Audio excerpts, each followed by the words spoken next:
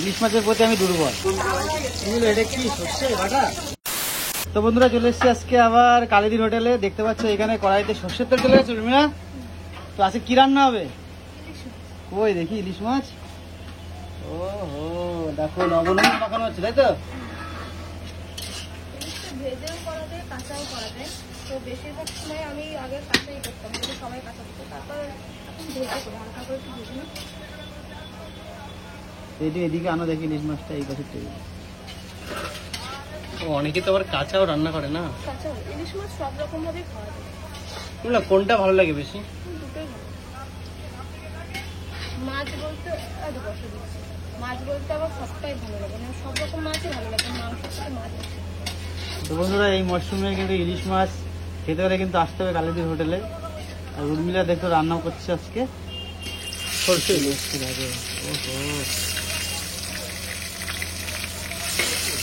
কচুরি পাওয়া যাবে?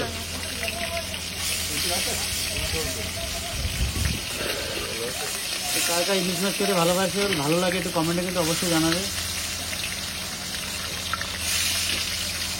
এগুলা কি ইলিশ হবে আজকে? এটা সর্ষে ইলিশ হবে।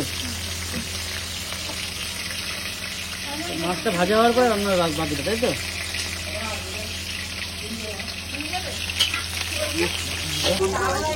এটা কি সর্ষে বাটা? হ্যাঁ, তাই তো?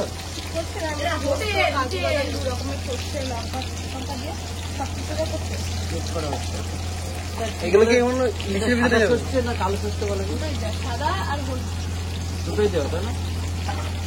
আর এই যে কালো কালো যে দানাগুলো থাকে না, সেগুলো কি করে? হ্যাঁ, তোমাদের যে কালো কালো খোসাগুলো থাকে সেটা কি করে ছাড়ালে? সাদা হয়ে গেলে কি করে?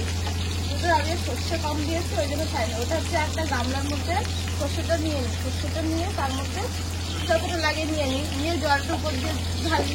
ঢালে যেগুলো খোসা যেগুলো সেগুলো নিচে পড়ে যায়, নিচে পড়ে যাবে। উপর দিয়ে দিলে ওটা নিচে রাখলে কতটা বুদ্ধি! কিন্তু এর মধ্যে অনেক কিছু দেওয়া হয়। কমপ্লিট। মাছটা ভাজা হয়ে গেলে দেখো বন্ধুরা নামানো হচ্ছে এবার এক এক করে। ইলিশ মাছ ভাই, আমার ইলিশ মাছের প্রতি আমি দুর্বল। আমারও অতটা ভালো লাগে না। ইলিশ মাছের প্রতি দুর্বল মানে আমার ভীষণ ভালো লাগে ভাই। ও ও আমার সব থেকে ফেভারিট।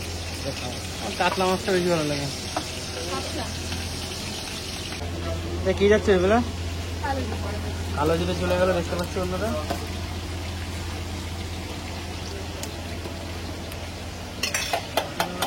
এবার চলে যাচ্ছে সর্ষে। আচ্ছা, সর্ষে জল চলে গেল, সরি সর্ষে পেস্ট। এই একই ব্যাপার, দেখতে পাচ্ছ? দেখো এবার ও ভাই, এই সর্ষে ইলিশ পেলেই আর বাঙালি পুরো খতম। খতম, শেষ। এর মধ্যে হলুদটা গুলিয়ে দিচ্ছে কেন? এর মধ্যে আর একটু জল লাগে, জলটা দিলাম তো একেবারে হলুদ হয়ে গেল, তাই না? দলা দলা হয়ে যায়, ভাব কি থাকলো না, চান্স থাকলো না। এবার চলে যাচ্ছে লবণ।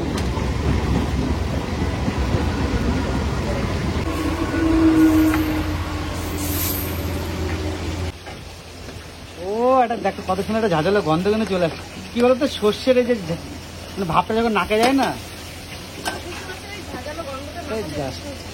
মাছগুলো দিয়ে দেখতে পাচ্ছি এবার কিন্তু মাছ চলে যাবে এক এক করে। ও তুমি একটা মাছ নিয়ে তাকাও আমাদের এদিকে, একটা ছবি তুলে তাকাও এদিকে। চলে যাও।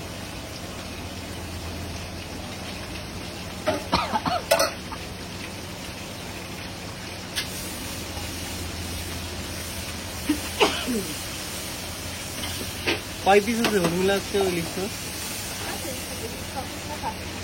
মাছ কালকে এনেছিলাম বেশি করে, আর আজকে তো জানো আজকে কি দিন। আজকে ভোটের কাউন্টিং এর দিন, তাই জন্য অল্প এনেছে, তাই তো? বাজার বুঝে বাজার করতে হবে। তো আমার পরে এটা কি ঢেকে দিতে হবে? ঢেকে রেখে দেবো, কতক্ষণ ঢাকা থাকবে? 5-7 মিনিট হলে হয়ে যাবে। মাছটা ফ্রাই করা হয়েছে। দেখো ঢাকনাটা উঠে গেল ফাইনালি। আর যা সেন্ট না, ও হো ভাই, আরে জিভে একদম পুরো জল চলে এসেছে। উর্মিলা কমপ্লিট কি এবার নামাবে না এটাতে এরকমই রাখবো। রেখে রেখে দেবে যাবে এটা আমি মানে লাবাই না, এটাতেই বানাই যাতে এটাতেই ইলিশ মাছটা থাকে। মানে লাবাই না যেহেতু এটাই থাকে, তো কড়াইতে হলে তখন লাবাতে হতো, ওর মধ্যে একটু তেল দেবো। ওর ভুষির তেল চলে যাচ্ছে অনেকে দেখে রান্না করার সময় দেখবেন আমার ওর থেকে এটা বেশি ভালো লাগে, কাঁচা তেল সেন্টটা তখন পাওয়া যাবে খাওয়ার তেলটা পাওয়া যায়। কমপ্লিট, তাই তো?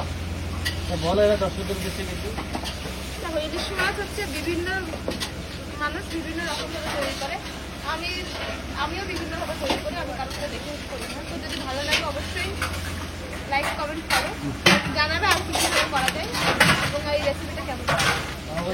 Thank you, tata by.